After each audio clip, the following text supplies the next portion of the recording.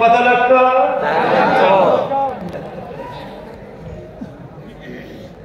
সারা পৃথিবীর মুসলমানদের একটা সংগঠন আছে, ওই সংগঠনের নাম হলো রাবেতা আলমে ইসলাম। প্রত্যেক পৃথিবীর মুসলিম কান্ট্রি থেকে এক একজন করে সদস্য দিয়ে একটা সংগঠন তৈরি হয়েছে, সেই সংগঠনের নাম হলো রাবেতা আলমে ইসলাম। তারা জেদ্দা থেকে মক্কা ঢুকবেন, দেখবেন বিশাল বিশ্ব রোডের মধ্যে গেটের মধ্যে লেখা আছে, ইংরেজিতেও আছে, আরবিতে লেখা আছে রাবেতা আলমে ইসলাম। ওই রাবেতা আলমে ইসলাম থেকে বাংলাদেশে জরিপ করেছে। এই বাংলাদেশ দরিদ্রের দিক থেকে 11তম স্থান অর্জন করেছে। এই বাংলাদেশে মানুষ কত নাম রাখছে, কেউ বলে সোনার বাংলা, কেউ বলে সবুজ বাংলা, নতুন বাংলা, জয় বাংলা, ডিজিটাল বাংলা, আর কত বাংলা। এই বাংলাদেশে 56,000 বর্গ মাইলের ভিতরে এই দরিদ্রের দিক থেকে 11তম স্থান অর্জন করেছে। এই বাংলাদেশে প্রত্যেক বছরে রমজানের পরে 4.5 লক্ষের মতো কোরআনের হাফেজ মাথার পাগড়িরা বের হয়। ছোট্ট একটা বাংলাদেশ, ইন্ডিয়া থেকে 17 গুণ ছোট, মক্কা মদিনার সাথে বেশ কয়েক গুণ ছোট বাংলাদেশ। সেই বাংলাদেশে পাড়ায় পাড়ায় কওমি মাদ্রাসা, অমুক মসজিদের দোকানে হাফজখানা, অমুক কবরস্থানের পাশে মাদ্রাসা, অমুক গ্রামে মাদ্রাসা, অমুক শহরে মাদ্রাসা। সারা বাংলাদেশ জরিপ করে দেখা গেছে ওলিদ ইবনে ওসমান থেকে আজকে 21 জন, আবার সবার ব্যাংকগুলো থেকে হবে 50 জন।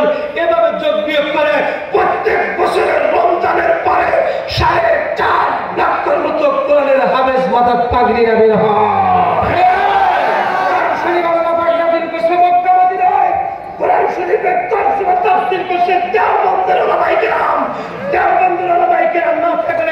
আমরা সারা পৃথিবীর মানুষ অন্ধকারে ডুবে পড়তাম, সেই জন্য তাফসীর করেছেন কোরআন শরীফ। কিন্তু কোরআন শরীফে মহব্বত করতে গিয়া ওলামায়ে কেরামকে বেশি মহব্বত করে বাংলাদেশের মানুষ।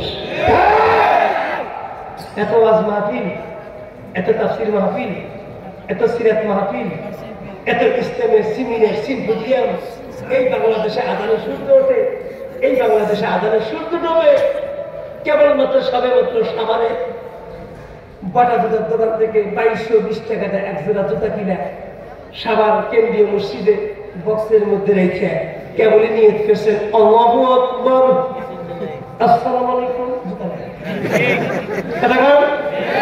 কথা বলেন, মসজিদে জুতা নেয় না,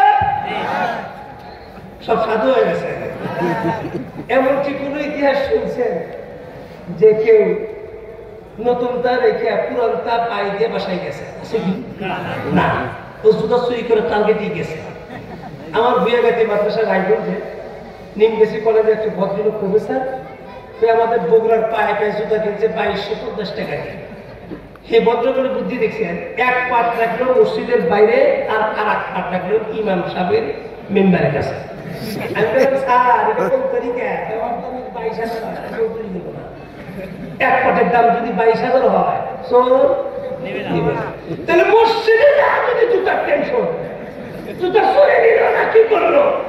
আমি কত কত মাহফিলে বলছি, ভাই জুতার সামনে এক জোড়া নিয়ে ফিরে দিবেন, ওটা হারা যাবে। অতএব দিতে 2 পা জুতো চেপে নিচে দুইটা দিন পকেটে ছিল না, টেনশন মুক্ত।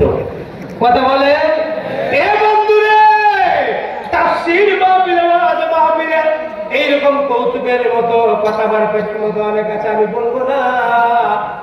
আমার বন্ধুরা বলতে চাচ্ছি যে বাংলাদেশে আজানে সূর্য ওঠে, আজানে সূর্য ডুবে।